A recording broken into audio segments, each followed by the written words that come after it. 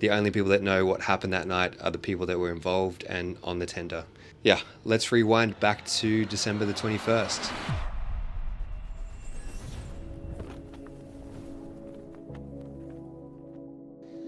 I'm finally excited to announce that I've joined 88 Meter Project X as their head chef. Check her out.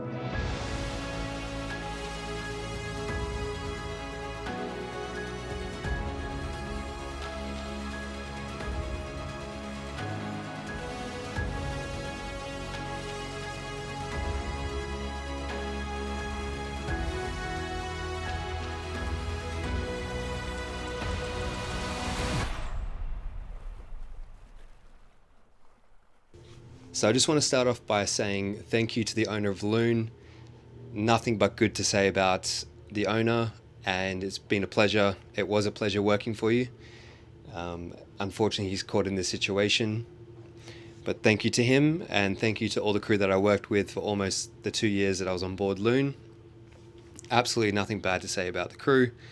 And thirdly, I just want to say the crew that were involved in the tender incident, I'm thinking of you guys, and I'm sorry this happened to you.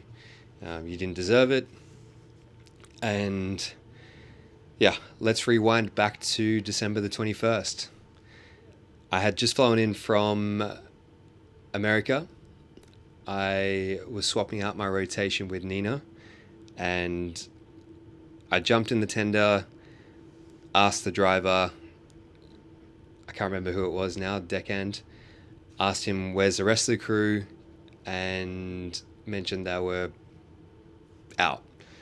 I thought about joining them, but I was a little bit tired, so I just decided to go back to the boat to grab some food, and I was a little tired after that, so I just went straight to bed.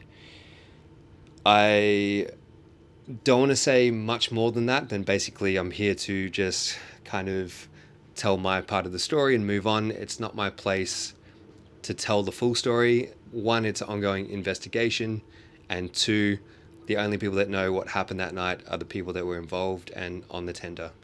So I'm going to leave it at that, and unfortunately I can't say anything more. But I just wanted to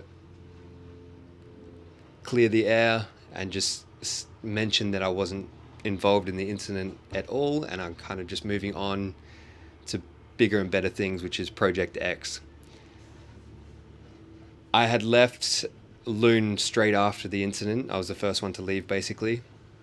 I just saw it getting a little bit sticky. I've been in the industry for about 13 years, and I know when a situation isn't going to get any better quick, so I decided to call it quits and get out of there. I left, went back to Alabama, where my girlfriend is from, and I just decided to take a little bit of time to think about the next plan.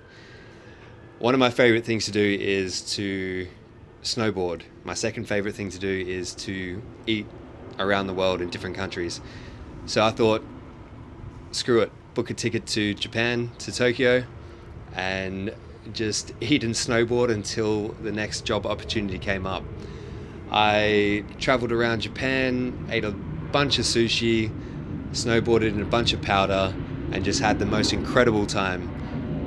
After that, I went to the French Alps and met up with Jared, which most of you know. He used to work on boats and now he films boats. And we just had a great time, and I just needed to almost reset the soul and just kind of figure out what I want to do, what my next move is going to be. And I'd got contacted by the captain of this boat, Project X.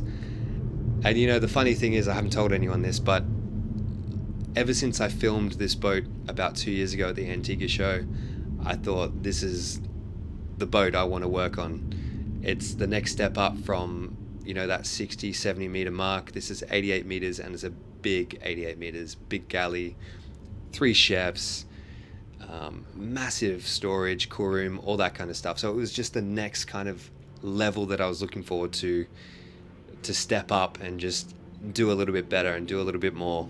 So yeah, I'm so excited to show you this boat, show you the chefs, the crew, how incredible this boat is, because I've been on a lot of boats working as a chef and also filming a lot of boats, and this is one of the most beautiful charter boats I've ever been on. It's insane. And the whole story about it, from the hull being done in Chile, shipped up to Seattle, and then across to Greece to get finished over the last 12 years, is a whole nother episode in itself, which I hope to tell one day. But for now, this is Project X. I'm the head chef on board. I'm excited to show you what it's all about.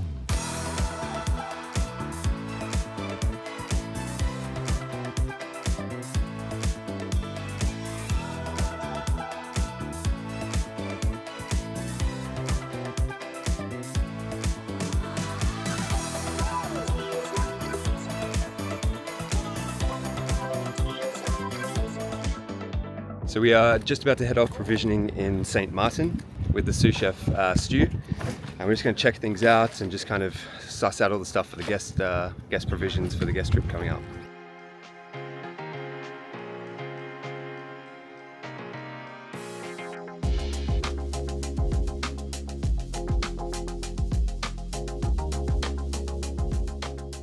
So I actually forgot to mention that the most important part of this provisioning trip was to stock up for crew food.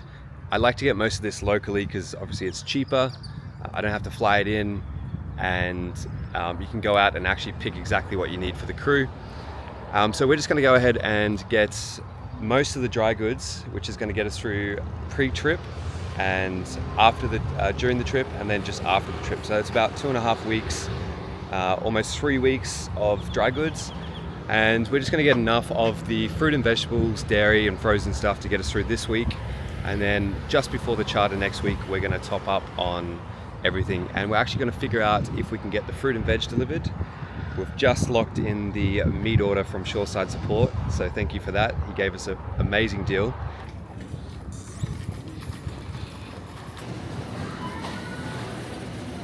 So as you can see, if you arrive on the wrong day, Tuesday is actually meant to be delivery day, I was told. But nothing is really here, so we are going to just have a quick zoom around here, get what we can, and then head on over to the Carrefour, and we're hoping that they have their delivery already. So we've just arrived at the Coal Bay Carrefour here, and I think this is looking a little bit more promising. They actually get their delivery today. So yeah, we'll go and check it out and see what it looks like. This Carrefour is 100 times better than the Super U.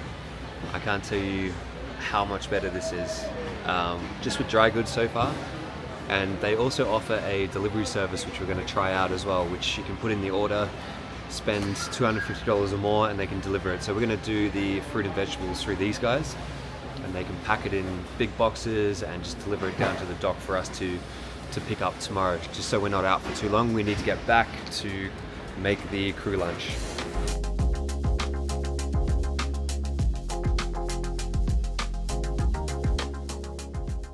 We have just pulled back up to the dock.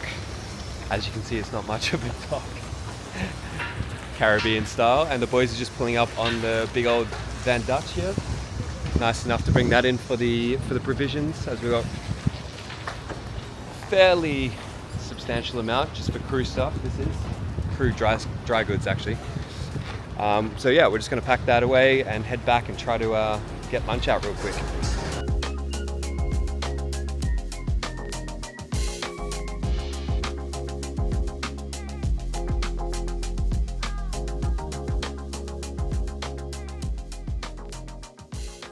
We have a charter coming up in about 4 days, and I'm kind of at a stage now where I know all the stock that I have. We've got all the crew stuff, so that's out of the way. Now I need to start on the guest stuff. Well, I actually started a few days ago, but I just want to explain the process of what a yacht chef does to prepare for these charters. So the first thing that will happen is that the guests will obviously book the charter. Then not long after that, you'll receive a preference list. Now, this preference list can be between 5 and 30 pages if they like. Every broker has a different one, so that's usually sent off to the charter guests, and then they'll fill it out and then send it back. Sometimes it's filled out nicely and very detailed, but a lot of the time that it won't be very detailed, and you won't find out the preferences properly until the guests come on board. But this preference list is going to give you a rough idea of what the guests love and don't love, likes and dislikes, anything they're allergic to, say lactose intolerant, gluten-free, any kind of details like that are super important before you start your ordering. Now, once I have those preferences, I can start to work on a menu plan. So what I usually do is I will start just going through all my old menus, things that people have loved. I will then bring back and try again, and then other things that I've been inspired from my travels, I will also incorporate those into that menu as well. It's quite nice to have a menu outside of all these times. So you can have a room service menu which has up to 14 different items, maybe more, but at the moment I think it's about 14 or so. Caesar salads, sliders, burgers, chicken burgers, what have I got? Roast tomato soup and grilled cheese, all these kind of easy stuff. So then the guests can have a snack outside of all those meal times, which is quite nice, I think. So that's pretty much it. Now I get to a point where I'm happy with the menu, and then I will start the ordering. So just to wrap it up, that's kind of my process of how I plan the trips, specifically for where the guests are from. And yeah, hopefully, after the first day, I can kind of gauge what they love and don't love, and I can have a chat with them and make sure that everything is running smoothly.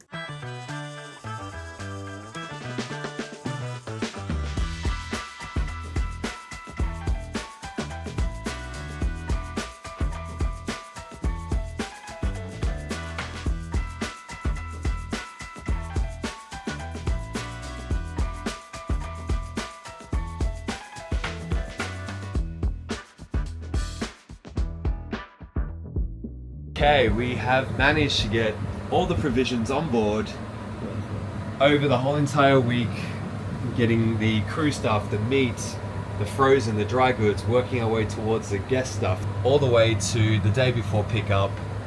We have all the fresh produce on board, the last in from shoreside support. And I just want to say how lucky we are as yacht chefs to be able to, create dishes and food without the consideration of budget and trying to skimp. We are here to give the best quality ingredients to our guests, no matter where they are in the world, whether it's the Caribbean or the Med or Asia or the South Pacific. We fly in the best ingredients. I mean, look at this stuff. Got some incredible stuff from shoreside support here, which flew everything in today from Miami. So ready to start the charter? Let's go. So we're just moments away from picking up the guests, and we've been prepping pretty hard today. We've got the lunch in about half an hour or so. We got the kids' food, we got Nanny's food, we got Stu and Max over here prepping away. We got the kids over here, the adult stuff, and then some fruit and canapes for the arrival. But I'll try to film as much as I can over this course of a week charter and kind of show you what it's like, and see you on the other side.